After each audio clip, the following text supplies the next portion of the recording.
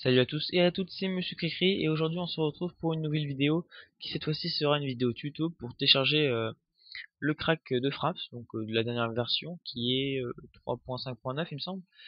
Donc vous vous rendrez directement sur votre navigateur de recherche qui est moi Google Chrome euh, et donc vous téléchargerez WinRAR, excusez-moi, donc peu importe votre système, hein, si vous avez Windows 95 tant mieux pour vous, ça marche et c'est dans toutes les langues et c'est gratuit. Vous pouvez voir, même je trouve ça débile. Télécharger version d'évaluation 1 MO, télécharger version complète 0 €. Je sais pas à quoi il sert la version d'évaluation. Moi ça fait un bon temps que je l'ai donc bref. Ensuite, une fois que vous aurez téléchargé WinRAR, vous irez sur le lien que je posterai dans la description pour télécharger ceci. Donc Wapsagogo, comme bizarre. Donc vous irez dans télécharger régulier, on ferme. Là il y a juste à attendre 5 secondes. C'est étonnant, normalement c'est 50 secondes ou 60 plutôt. Donc maintenant, j'ai quoi, c'est une image, ça marche aussi ça. Faites mettre le code FF, je déteste ça même, je crois que je vais me bourrer même. On va mettre un L, je sais pas si c'est ça, I L A F.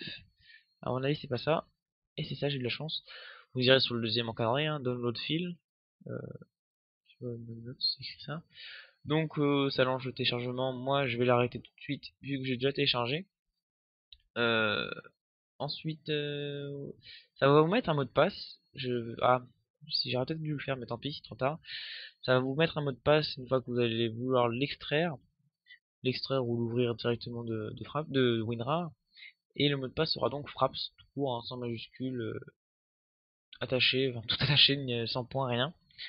Ensuite, donc, vous aurez le fichier, setup, oui. Ça va vous ouvrir ceci. Donc j'accepte, next, install. Hop là, je l'ai pas encore fait, hein, là je le fais avec vous parce que j'avais l'ancienne version, je ne sais plus laquelle j'avais, et je me suis dit peut-être que je me mette à la page et que je prenne la dernière version. Donc close, hop, et normalement ça devrait marcher. En espérant qu'il n'y ait pas de bug. Bien placé ici. Et donc bah, je vais en même temps avec vous configurer vite fait Fraps pour bien que ça marche, pour pas trop que ça bug. Euh, donc moi je mis Start Fraps Minimaze, Fraps Windows Always on Top. Je sais pas du tout ce que c'est. Je fais comme ça. Hein, j'ai écouté des tutos, j'ai regardé un peu, j'ai fouillé un peu sur le net. On me dit de mettre ça, donc je mets ça. Sauf que ça, le moniteur aéro desktop, de ce que je comprends, c'est pour, bah, comme moi j'ai comme Stadia. Mais là, c'est avec Fraps pour filmer le bureau donc. Mais apparemment, c'est pas top. Ensuite, FPS, donc c'est là que non, ça va pas nous intéresser maintenant. C'est après, j'ai mis FPS. Avant, j'avais mis Frame Times. Apparemment, c'était pas, enfin, ça faisait un peu bugger donc vaut mieux cocher que FPS. Mettre en 60 secondes, je sais toujours pas ce que c'est ça, mais c'est pas grave. Ensuite en movie, vous choisissez la touche pour commencer à filmer. Donc moi c'est le slash quoi, du pavé numérique.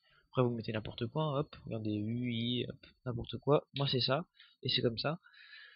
Ensuite, moi, vu que mon PC est pas trop récent, il a moins 4-5 ans, qui tient toujours la route, hein, un HP, bref. J'ai mis donc 30 FPS avec 30 secondes de je sais plus quoi. Pareil, je suis ce qu'on m'a dit, donc je mets ça. Sinon, half size, ça c'est pour par exemple filmer juste une petite partie de l'écran, donc ça ferait des bandes noires. Là j'ai l'air ridicule parce qu'en fait je fais les signes en même temps. Et full size, c'est pour tout filmer donc sans les bandes noires. J'ai testé, pour moi ça fait pas trop de changements vu que c'est une télé en fait mon écran sur mon PC donc voilà ça fait pas trop de changements.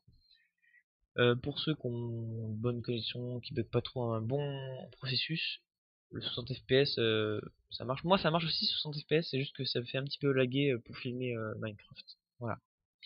Donc je mets 30 fps comme ça je bug pas et bah, c'est une bonne qualité. Ensuite bah, record external input, ça c'est pour votre microphone en mettant bien ça. Pareil, je sais pas pourquoi mais bon, c'est ça.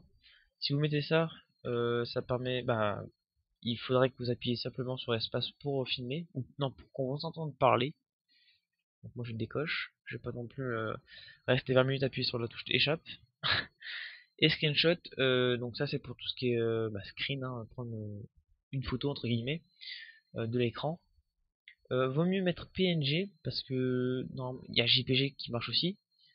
C'est les deux seuls formats d'images qui marchent le plus sur le net pour les prendre, quoi, les publier. Mais vaut mieux prendre PNG parce que JPG, de ce que quand je l'ai utilisé, ça buguait. Donc après, je sais pas s'il y a que moi, mais ça bug aussi. Donc voilà, bah je pense que ça va être tout.